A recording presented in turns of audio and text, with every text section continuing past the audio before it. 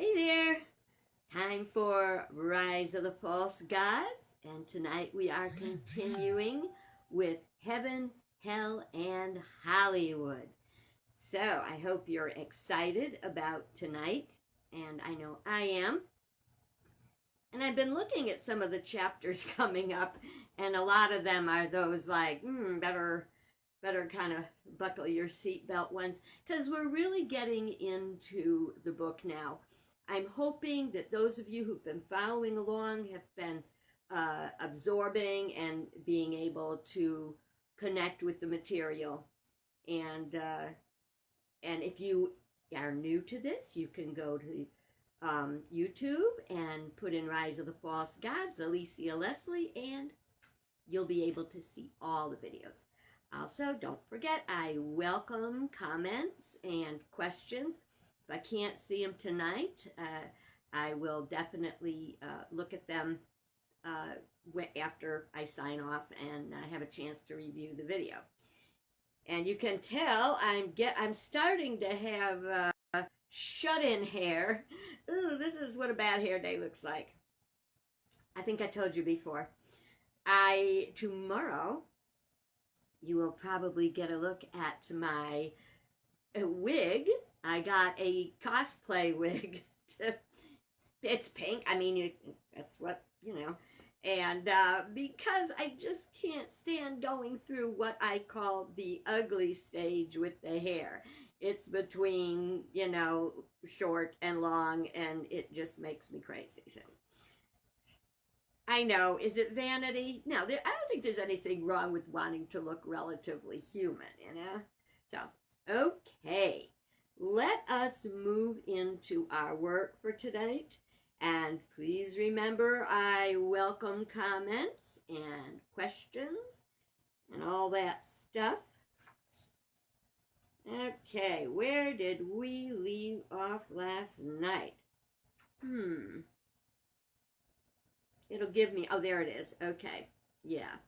Okay, so we're talking about the entertainment industry and the fact that it is it's very it's susceptible to wanting of course they have to sell their product, because if you don't sell your product, you're not in business, and they have to appeal to people, and they have to appeal to people where they are, even if they really want to bring them up higher. I will probably say this again as I read, but I just want to say it because it's on my mind now. They, a lot of times, put curse words and little flashes of nudity or drugs or something in a movie that it really doesn't belong. And the reason they do that is to get the rating out of G. People, generally, they're not as interested in a G-rated movie as they are, at the very least, PG, or R is better. And, there is as much good stuff in G as there is in the other ones. So, excuse me. All right, so let us pick up where we left off last night. The entertainment industry itself faces a catch-22 because on one hand, the desire is to create, to produce stories, music, and art. On the other, their stories, music, and art must make money so they can continue to create. Their work must appeal to potential customers, people who go to the movies, read the books, listen to the music, and play the games. Now, this is not in the interest in the entertainment industry, but have you ever wondered what a sexy girl in a bikini laying across a motorcycle has to do with selling a motorcycle? You gotta get their attention. unfortunately, it is very often the lower nature that is what gets the attention. Um, it's just the way it is. Sex sells. I'm sorry. Sex sells and violent sells. Why does it sell? Because it affects like the adrenaline that it gets you going and so we can be addicted actually to adrenaline. And so this is why they've got a really hard thing. How do I do a good job? Make good movies. There are some really interesting movies. There was a company called Cinema Circle. And Cinema Circle was a monthly subscription service for uplifting, spiritual. Some of them were deep. Some of them questioned, our motives, and a lot of them had to do with life and death. And I really, really liked them. And then they went out of business. I really think if they'd have given us a shot at ordering monthly instead of having that subscription service, I don't know, maybe they'd be around. But they're gone now. And I wanted to get more videos. I had a stack of them, and I sent them to my daughter. You can't get them online. You can't get them anywhere. They're gone. Why? Perhaps they didn't have as big an audience as they thought they would. I mean, listen, I've told you before, I am totally surprised. I thought that there were way more awakened beings on the planet than there are. And that's not a slam to anybody. I'm not as awakened as I could be, let me tell you. But I'm not as unknowing as I used to be. All right, let's get back to this. It's an unpleasant truth that gratuitous sex sells. So does violence. These both appeal to the carnal nature, and temptation is compelling and unrelenting. I watched a movie today, and I put it on, and no, that was yesterday. Did I tell you about that yesterday? It had so much cussing in it, but I was doing other things, and I just didn't want to stop and turn it off. And a part of me wanted to know, is there any redeeming value in this movie? And in the end, meh.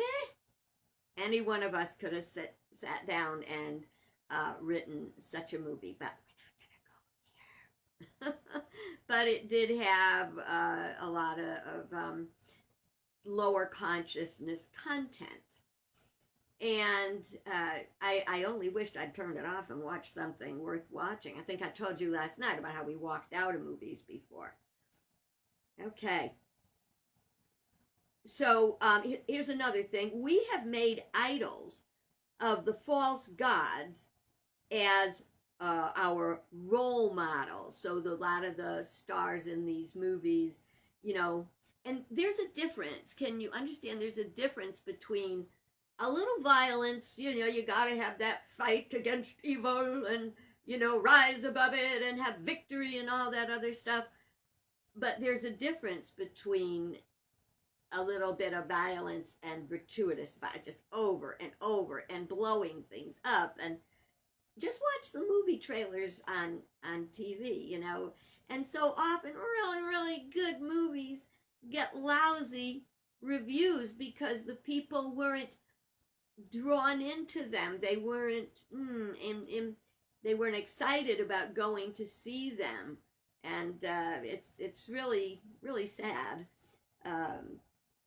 So we've made idols of the false gods that are in these movies and such. It's easy to understand. I mean, wouldn't anyone want to live the life of the entitled, rich, and famous? So, and I think I also mentioned it last night, like, there are people who are YouTube stars. You can get monetized. You have to have at least 1,000 subscriptions in order to be monetized. That means you make money from your YouTube channel. There's all kinds of tips on the internet about how to make money at it. Some of it blows my mind. One night, I was just kind of searching through YouTube. I like them because the videos are kind of short, under a half hour, which is where I try to stay. And they had a young girl. I don't even know if she was old enough to drink, but she must have been, because what she was doing was drunk shopping. That's what her video that night was about, drunk shopping. She sat there and she drank and she went online and shopped. And then a couple days later, she finished the video when the stuff that she bought came in. Mind you, she had thousands of followers and she was getting paid for it. And it's just like, ah. So I have like 59 subscribers. I'm not going to be up there making money off of this anytime soon. And I don't really care. My joy and my prayer and my hope is to give you tips that'll help you have a happy, long, healthy life. Okay. Mammon and Baal, which is materialism, stuff, money, and Baal, which is our lower nature, carnal nature, ego. They permeate the industry through manipulation of the ego, personality, or lower mind. This is Mammon and Baal making these particular types of movies. It is not the folks who are out there doing, creating inspiring, wonderful, happy, exciting movies. I mean, Indiana Jones, couldn't go wrong with that. That's got a little violence. I don't think it's got any actual sex in it, but it's got romance, kissy face, that kind of stuff. But it was a good and an exciting movie. Star Wars, they got a little too violent in the end. That's why I had to stop watching it. It is too much blowing stuff up. If you keep thinking about blowing stuff up, why do you wonder while stuff is blowing up all around you? Okay. All right, it's easy. It's an easy target for 3 reasons. One is because a lot of the industry is ego-driven. You cannot be in that business without having a strong ego. Now, I'm not saying that's a bad thing. You have to have a passion to do that work. It is not easy. And a lot of the people in the industry, they're waiters and waitresses waiting for that call, waiting for that audition, waiting to be accepted.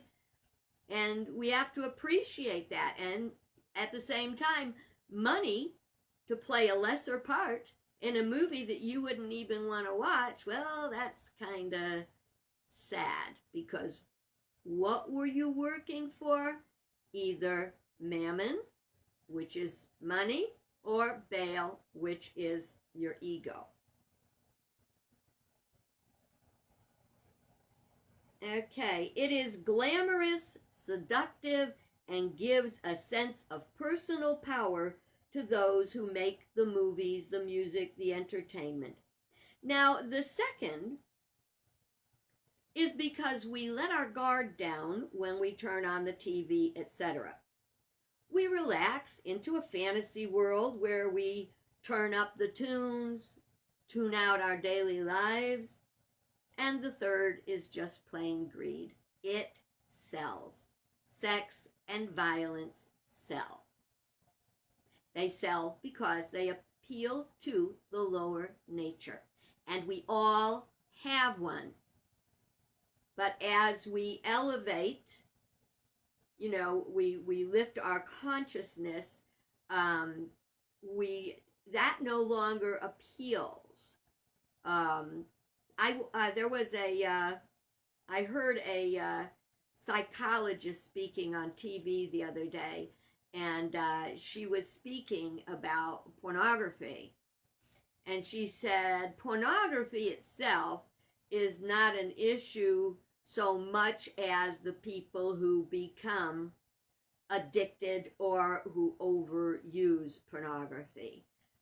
Frankly, I personally have no interest, but then again, it's because it takes a really, really beautiful thing and it degrades it, in my opinion. So don't come screaming at me.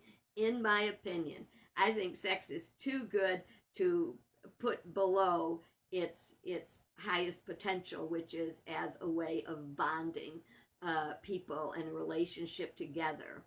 So when they're going through, the sickness and health and all that other stuff, that they're going through it together, and it's a great way to bond together, because we think of the word intimacy, and if we break it out into me see, okay, so intimacy is not present in pornography.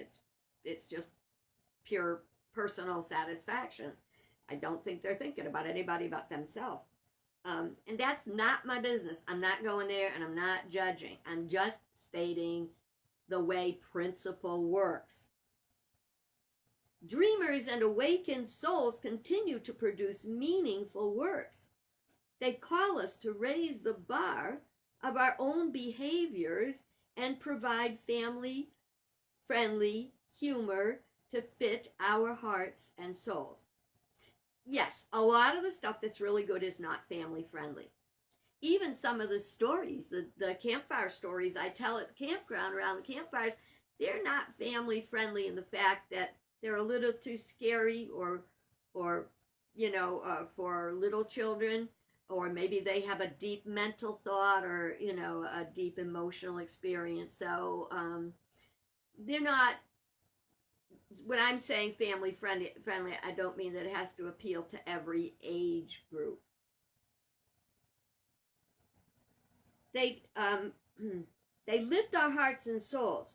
There are inspiring stories of true heroes, and chances are they were not box office hits. Some are, a lot of them aren't. Now, go ahead and in your mind pick on me, but don't say anything to me because I don't care. Cats was a really good movie. Yeah, I watched Cats in the theater, and it was pretty good. But for one thing, and I've heard many people that have seen, I saw it twice in the theater, and both times the acoustics just didn't match the music. But when I saw the movie, it was wonderful, and you could hear all the words, and I got the story. I saw it twice in the theater, and I kind of got it, but when I saw it in the movie, and it got panned something wicked. That's unfortunate. It was a good movie. And yes, some stuff is spicy, but you gotta know where to draw the line. And it's not what you got, it's what you do with it. Okay. It's up to us to engage our free will to make choices that nurture our souls and call us to come up higher. This is so hard to do because I know it's not a popular topic, and people, because you might like violent movies, well, maybe you're one of the few that are not affected by it, but stop wondering why you are in a violent world with the amount of violence that's coming up, in the movies and everything. And even the music. The music is like, sometimes I hear stuff and I'm just speechless. It's, my sister pointed something out the other day about women in the movies. And I think that women are amazing, and that they are powerful, and they are smart, and they don't necessarily run around scantily clad shooting people up, or blowing things up. But that's even the women, which used to represent the softer side, in a lot of movies today, they too are violent. Can we not just turn down that violent switch? Because chances are, as we tune down the violence switch, we can become resensitized. Marianne Williamson wrote about that in The Desensitization of America, that we have become so dulled, so jaded by the daily immersion in the harder, harsher, ego type behaviors and the media that we participate in. As I'm saying this, I'm just imagining the person that really was mad at me for writing this, imagining he'd be in the background yelling at me the whole time. But this is my opinion. It's my opinion. You don't like it, that is absolutely fine. I just ask you roll around in your head for a couple days and toss it out. If you really don't like it, just toss it out, when you click the button tonight, when I'm done. Okay, excuse me. So we do have the dreamers and awakened souls continuing to produce the good works. And they're not box office hits even if they win awards. It's amazing. But there are those who can see and appreciate it. Sensationalism is very attractive because it gets the hormones going. It gets the adrenaline and like that. Gets that cooking. And you're being, and so you want to know more. Yeah, Oprah, it was a very good show. I used to watch Oprah all the time. But you know who had every even higher ratings than Oprah? Jerry Springer. The people go there and they scream and they holler at the insanity. I don't know if it's on TV anymore, but once in a while, I would watch it to see, what am I missing here? And then I'd be like, no, I can't take this anymore. But back then I might be able to watch a whole show. Now it's like, ugh. Why, if you watch, I'll give you a little challenge. I think, is it Geraldo? I think somebody still does that kind of show. And they're always doing paternity tests. And to me, it's pathetic that people are on TV giving someone a paternity test because they don't know who their child's father is. That's sad. That's not a foundation for a child. It's not a comfort in a person's heart to know they are loved and connected and protected. It's sad. But the people sit in the audience and they scream and they holler and the people storm around and call each other names, and you slept with that person. How sad.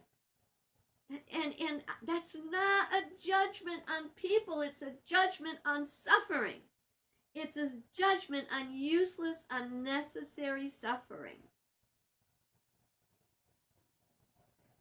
As we move our consciousness from all about me, my, mine, and our, what's that word? Senses, sensuality. Again, not knocking sensuality. It's a darn good thing. If I didn't have sensuality, of course, I wouldn't eat anywhere near the amount of linguine I like to eat, because that is a sensual thing. It's not what you got, it's what you do with it. Anything rightly used is great. Anything that is not rightly used or abused is harmful. It causes pain and suffering and keeps us from progressing spiritually. How do we know what's what? How do we know whether I should be watching this show or I shouldn't be watching this show, or that's too racy for me? Well, you give it a try and you pay attention to what's going on inside of you. If it's something that is offensive to your deepest senses, you'll feel it. And you may be compelled to watch it further, but generally you wind up feeling slimed or like you need a shower after you watch it. Now, I was very hesitant to watch a particular television program. Oh, my niece would tell me about it, and she, I watched this the other night and blah, blah, and I said, I'm not going there. I don't. I've seen the commercials, and I don't think that's in alignment with her. Well, the show is called Mom. Excuse me. And it's about some women that are in recovery. And I came to love that show. Do I think all the choices they make are wise? No. But do I see them as people who are struggling to find their way, to have a good life, and to deal with the mistakes they've made? Yes. I see that show and I'm inspired. And I have probably shared with you before that I have a daughter in recovery, and we share. Did you see what was on Mom the other day? Because for her, she can watch people that are good people that are struggling and trying to keep their life on course and healthy and happy. So it's not what you got, it's what you do with it.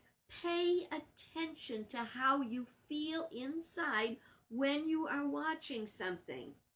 If you go to a movie and you find it really offensive, walk out. You can go to the manager, tell him how you feel about it, because he'll have an idea of what his customers like and don't like, or go slip into another one of the theaters and watch something else that is more appealing. I'm not a goody two-shoes. I want to underscore that. I am not a goody two-shoes. I am a minister, but I've been around the block a few times. That's how I got to know all this stuff. What do you think? Okay. How do we usurp the perceived power of the false gods? We counter them with our power of discernment. That's just what I was saying.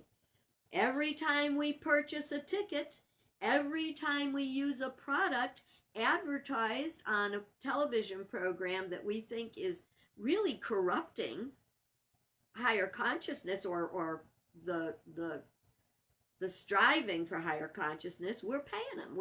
You vote with your dollars. We should no more let the seduction of false gods enter our mind than we would put sugar in the gas tank of a car. If it's a movie, go back to the box office and demand your money back, or a ticket to a different show. If it's a television program, make yourself heard by the advertisers. I have done that. I have written those letters. Does it matter? I don't know. Call or email them to express your concern. We can be victors, not victims in this battle. You know, our children do need guidance in what they watch. If we just let them run rampant, watch all kinds of violent TV program or questionable TV programming, play violent games, listen to ludicrous, horrible, I'm sorry guys, totally sexual music, then their consciousness will be affected by it. Everybody's doing it. Remember that one? Use your voice. Don't be afraid of rejection, you know? I'm sure as we've watched this, people have popped in and popped out as I've been speaking. You're not interested in that crap. I'm only wanting to know the ones that are interested in this crap to actually listen to it. One night, many, many years ago, we went to the movies. A new Star Wars movie came out. My children were, I don't know, anywhere between 7 and 12 or 13. It was a double feature at the drive-in. The first feature was one of the bloodiest, most violent, horrible movies I have seen in my life. It was called Side Hackers. what? The theater probably figured, well, it's a double feature, so we'll play the real crappy one first and then we'll put on the good one. I took my kids to the concession to try to get them away from the screen. It was awful. And you're going to tell your kids, oh, we're leaving here. We're not going to stay and watch Star Wars. The place was crammed because it's Star Wars. So we did our best to, turn off the volume and block the screen and write it out, and we watched Star Wars. And the next day, I wrote an article to the Middletown Press, and I complained about it. And because it was that vile, I also, of course, complained to the Portland Drive-In, and it's not there anymore. See, no, I wish it was. I love the Drive-In, but we have to be heard. If people don't know if it's broken if you don't say something, and you got to say something, not like, what is wrong with you? You say, man, that was really, why did you do that? You can ask, why did you do that? Remember, the lady that called me out on my colorful vocabulary changed me in a heartbeat. I wasn't a bad person. I was just walking down a path that I didn't even see myself walking. Somebody else did and had the kindness to share that with me. Take it or leave it, it's up to you. Just consider the possibility that something I said has some value or meaning, truth in it. It's up to you. We will never bring higher integrity we will never bring higher integrity and lower violence into the world if we keep on as we've been keeping on.